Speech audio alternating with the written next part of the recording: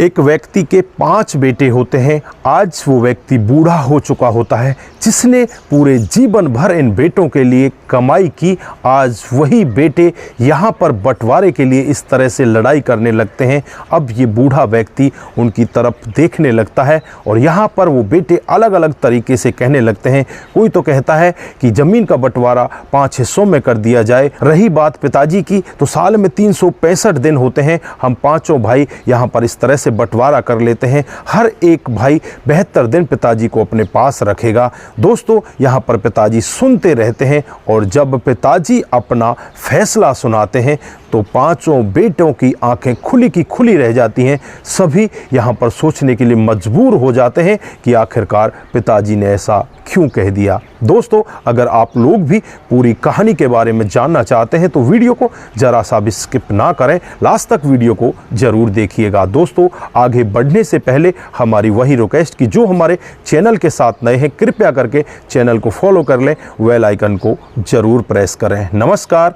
जय हिंद। आप देख रहे हैं APH न्यूज राहुल रावत के साथ। तो दोस्तों, राजस्थान के एक गाँव की ये हकीकत की घटना है। यहाँ पर राधे श्याम नाम का एक व्यक्ति, जिसके 5 बच्चे हो जाते हैं। 5 बच्चे होने के बाद उसका परिवार धीरे धीरे करके आगे बढ़ने लगता है और एक दिन ऐसा आ जाता है जब इसकी पत्नी की बीमारी के चलते हुए मौत हो जाती है। राधे श्याम यहाँ पर एक बार के लिए तो टूट जाते हैं, लेकिन फिर इन बच्चों की खातिर वो अपने आप को संभालते हैं और संभाल कर इन बच्चों के लिए दिन रात मेहनत करते हैं और इन्हें जैसे तैसे करके पाल पोस कर इन्हें बड़ा कर देते हैं, पढ़ाते हैं, लिखाते हैं। दोस्तों, सभी यहाँ पर बच्चे बड़े हो जाते हैं और बड़े होने के बाद अब यहाँ पर इन लोगों की शादी की बात आ जाती है। तो यहाँ पर 5 लड़कों की पिताजी अपने कर्जा लेकर या एक दूसरे के सहयोग से शादी कर देते हैं। दोस्तों, धीरे धीरे करके ये लोग कमाने भी लगते हैं और एक दिन ऐसा आ जाता है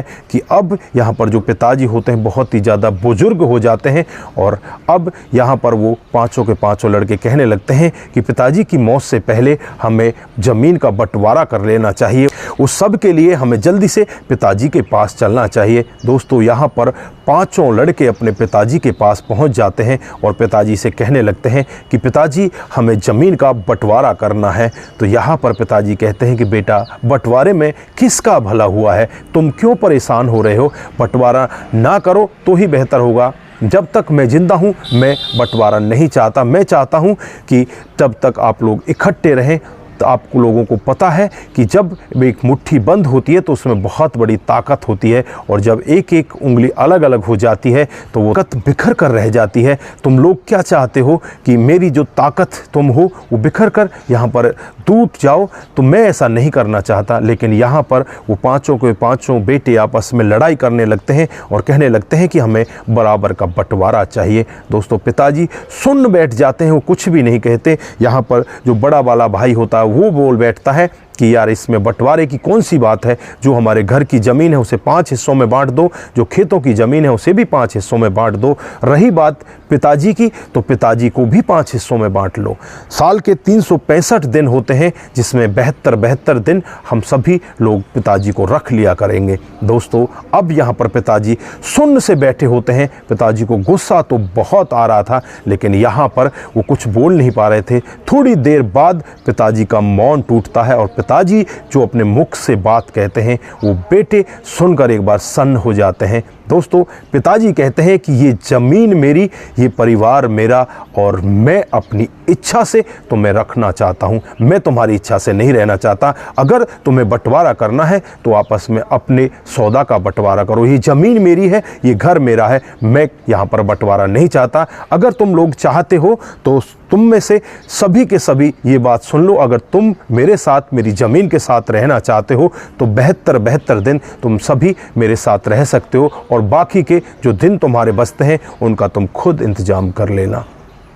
दोस्तों अब यहाँ पर बेटों के हाथ पैर फूल जाते हैं और वो सोचने के लिए मजबूर हो जाते हैं कि पिताजी ने कह क्या दिया। पिताजी ने यही कहा था कि तुम अपना इंतजाम अपने पास से कर लेना, आज के बाद तुम मेरे पास नहीं रह सकते, लेकिन 72 दिन तक मैं तुम्हें रख सकता हूँ, ये तुम्हारी शर्त के अनुसार ही है।